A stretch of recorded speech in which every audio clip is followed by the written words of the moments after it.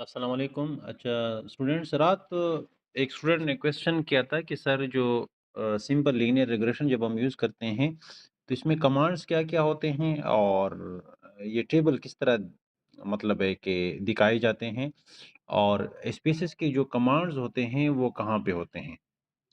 जब आप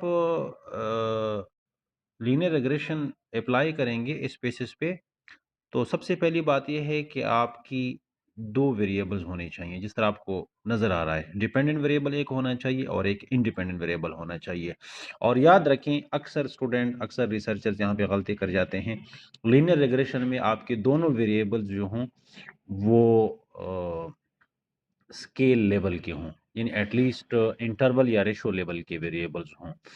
आप नॉमिनल पे या जो कैटेगोरिकल वेरिएबल है उस पे ज़्यादातर ना जाएँ।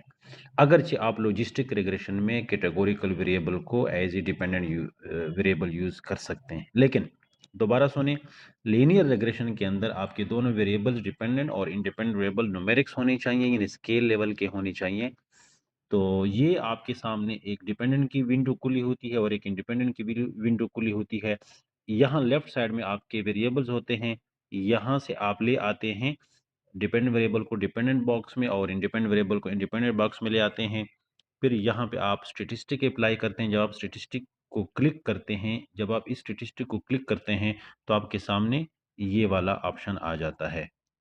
स्टैटिस्टिक को जब आप अप्लाई करते हैं, तो आपके सामने रिग्रेशन कोएफ़िशिएंट में एक एस्टिमेट का ऑप्शन आता है, ये अक्सर बाय डिफ़ॉल्ट होता है और दूसरी जगह पे आपके सामने ये मॉडल फिट का ऑप्शन आ जाता है और आर स्क्वायर चेंज जो है, इसको भी आपने क्लिक करना होगा। अब नेक्स्ट पिक्चर में ये क्लिक हो चुका होगा।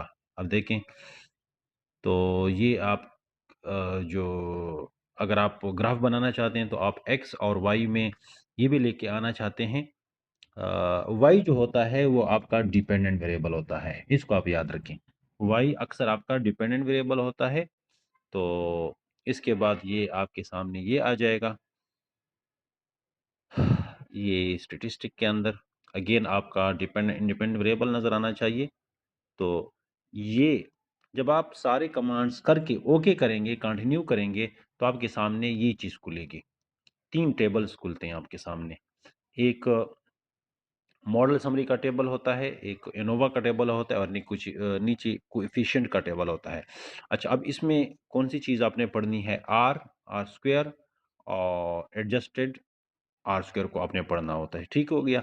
ये सारी चीज़ें आपके क्वेश्चन का जवाब होगी अल्हम्दुलिल्लाह। इंशाल्लाह आपको समझ आ गया होगा।